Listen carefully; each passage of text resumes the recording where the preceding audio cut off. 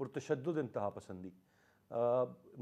इसको देखा जाए, पहले तो ये जो बिल जब पेश हुआ तो जो चीज़ें थी मेरे ख्याल से पॉलिटिकल मैच्योरिटी का सबूत दिया है। ये बात जो एब्सोल्युटली नॉट की बात थी, ये ट्रिगर कर गई इमरान खान साहब के रिजीम चेंज करने के सिलसिले में। स्टार्ट हुआ तो जो तलावत कलाम पाक के बाद जो टाइम आता है तो उसमें ख्वाजा आसिफ साहब आकर बैठे हुए थे। आपको पता है उससे 2 दिन पहले जो जॉइंट सेशन है उसमें ख्वाजा आसिफ साहब ने जो मेंबरान है पार्लियामेंट है, फीमेल्स हैं, उनके लिहाज से उन्होंने बाद ऐसे कलमात किए थे कि जो कि पूरे पाकिस्तान में हर एक ने उसको कंडेम किया। कैसे ये लोग उसके साथ डील कर रहे थे। उसके बाद हमने एक और वीडियो इन्हीं एटमी असासों के बारे में बनाकर दी थी। उसमें हमने कहा था कुछ देर के लिए ख़तरा टला था, लेकिन वो मुकम्मल तौर पर टला नहीं है। नमस्कार दोस्तों, जय हिंद। दोस्तों, पाकिस्तानी मीडिया का कहना है कि पाकिस्तानी फ़ौज ने एक बार फिर से अमेरिका को अपने अड्डे दे दिए हैं, जिससे अमेरिका पाकिस्तान पर एक बार फिर से ड्रोन हमले करेगा, क्योंकि पाकिस्तानी फ़ौज डॉलर के लिए कुछ भी कर सकती है। क्या है पाकिस्तानियों का रिएक्शन। वीडियो को स्टार्ट करते हैं, लेकिन उससे पहले यदि आपने हमारे चैनल को सब्सक्राइब नहीं किया तो सब्सक्राइब करें। वीडियो पसंद आए तो लाइक करें, कमेंट करें और शेयर करें। जय हिंद, वंदे मातरम।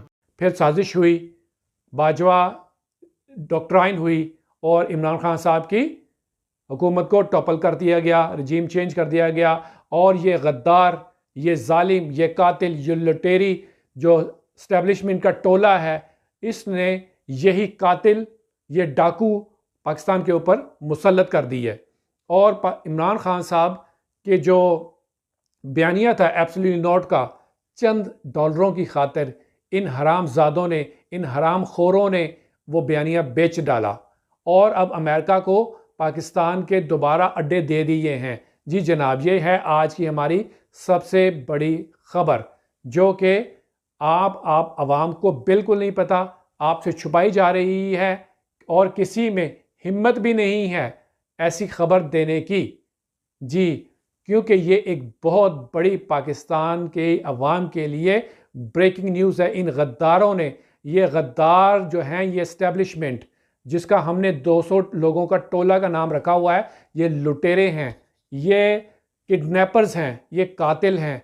इन्होंने और इम्पोर्टेड हुकूमत जो कि लुटेरे, गद्दार, चोर, उचक्के, कातिल, जानी, शराबी, ये इन्होंने मिलकर अमेरिका के वही अड्डे वापस कर दिए जो इमरान खान साहब ने मुशर्रफ के दौर के दिए हुए अड्डे वापस लिए थे। और अब सबसे पहला अड्डा रावलपिंडी और इस्लामाबाद के दरमियान में जो एयर बेस है वहाँ पे बनाया गया है।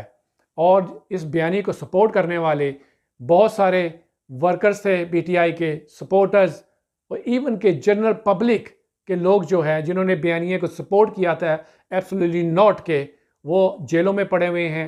कई लोग तो मर भी चुके हैं, बहुत सारी तकालीफ से गुजर रहे हैं, उनका कोई पुरसाने हाल नहीं है। मगर इन जालिमों ने, पाकिस्तान की जालिम जो ओहदेदारान हैं, फ़ौज के आला ओहदेदारान, जर्नैल हैं, उन्होंने और इस इम्पोर्टेंट हुकूमत ने मिलकर पाकिस्तान के अड्डों को बेच डाला है चंद डॉलर्स की खातिर। अब चूँकि उनको एक्सेस मिल गया है पाकिस्तान के हवाई अड्डों का, तो अब वो करेंगे क्या? वो जब चाहेंगे किसी को भी ड्रोन अटैक से मार डालेंगे, जहाँ चाहेंगे बमबारी करेंगे पाकिस्तान में, जब चाहेंगे जहाँ चाहेंगे बम गिरा के पूरे शहर तबाह बर्बाद कर डालेंगे। उनके जो 3 इसके साथ साथ और मकासद जो उनसे हैं, उन जो मंसूबे हैं उनके ख़तरनाक पाकिस्तान के ख़िलाफ़, उनका भी इंकशाफ हम करने जा रहे हैं। पहला मंसूबा वो ये है कि गवादर पोर्ट के ऊपर कब्ज़ा करना। दूसरा मंसूबा वो जो सी पैक था उसको नाकाम करके उसको शट डाउन करना और उसके ऊपर कब्ज़ा कर लेना, ये दूसरा मंसूबा।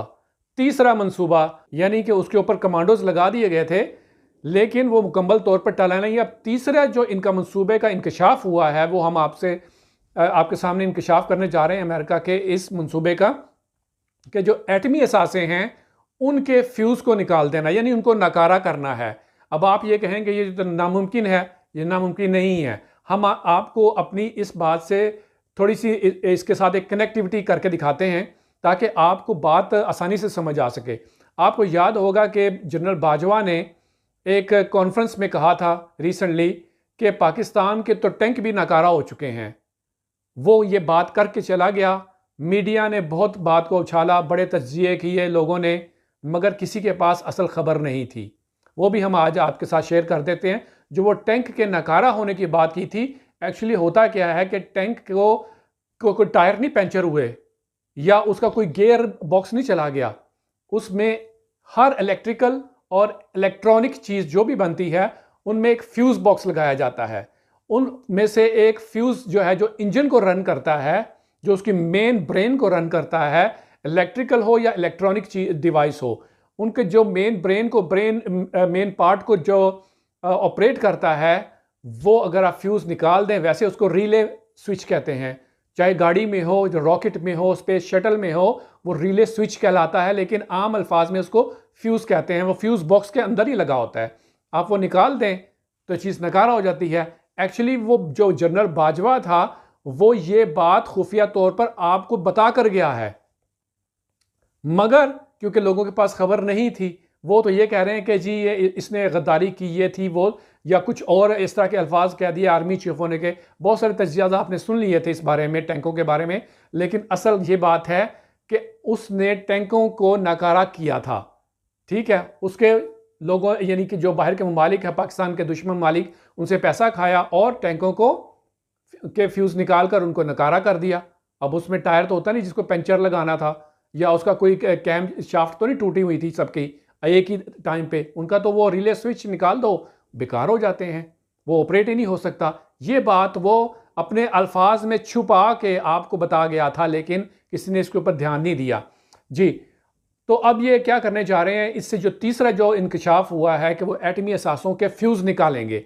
वो दिखने में तो एटमी असासा लगेगा, मिसाइल लगेंगे, मगर सारे के सारे डिफ्यूज़ हो चुके होंगे, वो चलेंगे नहीं। वो बस ऐसे फुलझड़ी की तरह ही होंगे, दिखावे के हैं लेकिन है नहीं है। आप ये कि अवाम ये समझती है, अवाम मासूम है, उनको नहीं समझ आती, ये बहुत डीप डाउन और बड़ी गेम होती है। तो ये हमने आपके साथ आपको ये कनेक्टिविटी करके दिखाई है कि मुख्तलिफ जमातों के जो सेनेटर हजरात बैठे हुए हैं सेनेट में, उन्होंने कि मुझे इसमें कामरान मुर्तज़ा साहब JUI फे से, वो भी ताहिर बजिंजो साहब भी इसको कह रहे हैं उजलत में है, एतराज़ात उठा रहे हैं। तो सिर्फ ये नहीं सोचा गया कि एक मखसूस जमात को आज ये करने के लिए है जो उनकी मुखालिफ जमात है तो लेट्स डू इट, बल्कि वो ये सोच रहे हैं कि ये कल को किसी पे भी एप्लीकेबल हो सकता है। इसको मेचोरिटी कहेंगे, पॉजिटिव रवैया कहेंगे, कैसे देखते हैं इस सारे मामले को?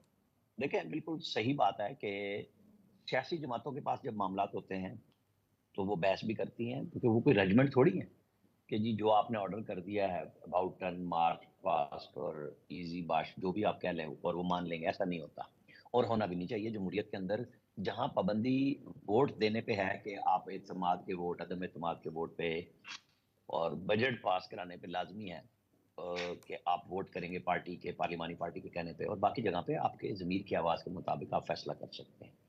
तो यही आज PMLN, JUI, पीपल्स पार्टी, सब लोगों ने, जबकि शरीर रहमान ने कहा कि लीडर्स को एतमाद में लिया जा चुका था, लेकिन सही बात है कि उजलत में नहीं होना चाहिए और रू भी यही है।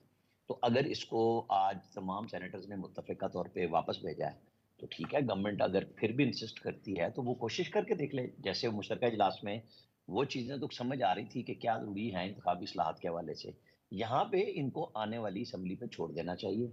अब अगर आप ये समझते हैं कि जो 13 महीने में, अगर 14 महीने में, 15 महीने में आप कुछ नहीं कर सके और अब जो तासुर बनेगा तो वो यही होगा कि वाइस आई थी कि जब तशद्दुद करें, या जैसे आपकी फॉरेन फंडेड पार्टी एक दफ़ा डिक्लेयर हो चुकी हुई है कि आपने PTI ने गलत फंड्स लिए हैं, तो उसके ऊपर फिर आप रेफरेंस मूव करें, मतलब असम्बली से कैबिनेट से पास कराएं और उसके बाद उसको सुप्रीम कोर्ट में जाना है और वहाँ से वैलिडेट होता है तो वो पाबंदी लग जाएगी, वरना नहीं लगेगी।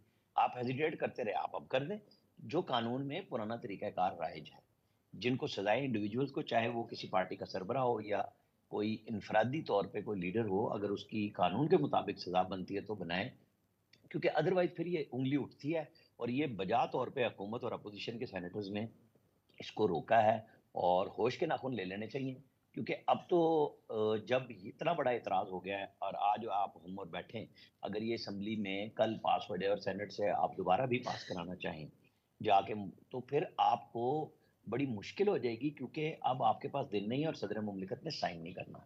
तो जाना तो इसको फिर भी अगली असम्बली पे ही है कि अगर इतराज़ होके आ जाए तो फिर मुश्तरका इजलास में होना, और मुश्तरका इजलास के लिए उस वक्त मुश्तरका इजलास की पार्लियामेंट मौजूद नहीं होगी। तो दोस्तों, पाकिस्तानियों को पता है कि बिना अमेरिका के पाकिस्तान की दाल रोटी नहीं चल सकती।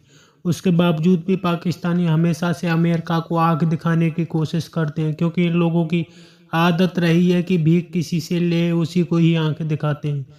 जिस तरह से पाकिस्तान इस वक्त दुनिया में जलील होता फिर रहा, उसके बावजूद भी पाकिस्तानी सुधरने का नाम नहीं ले रहे। जिस तरह से पाकिस्तान के वित्त मंत्री से लेकर हर कोई मिनिस्टर बात बात पर यही कहता है कि हम न्यूक्लियर मुल्क है, लेकिन भिखारी ये सबसे बड़े हैं। पाकिस्तान जिस तरह से दुनिया के सामने नाक रगड़ रहा है, वो अब उससे पाकिस्तानियों का कहना है कि पाकिस्तानी फौज ने थोड़े से डॉलर के लिए अमेरिका को एक बार फिर से अपने अड्डे दे दिए हैं, जिससे अमेरिका फिर पाकिस्तान को अफगानिस्तान के खिलाफ इस्तेमाल करेगा और पाकिस्तान की फ़ौज अपने लोगों की जान की कीमत लगाएगी। क्योंकि पाकिस्तानी फ़ौज हमेशा से यही करती है कि अपने लोगों को जान की कीमत बड़ी आसानी से लगा देती है, क्योंकि उसको डॉलर चाहिए। डॉलर के लिए पाकिस्तानी जनरल कुछ भी कर सकते हैं। आपकी क्या राय कमेंट में ज़रूर शेयर करें।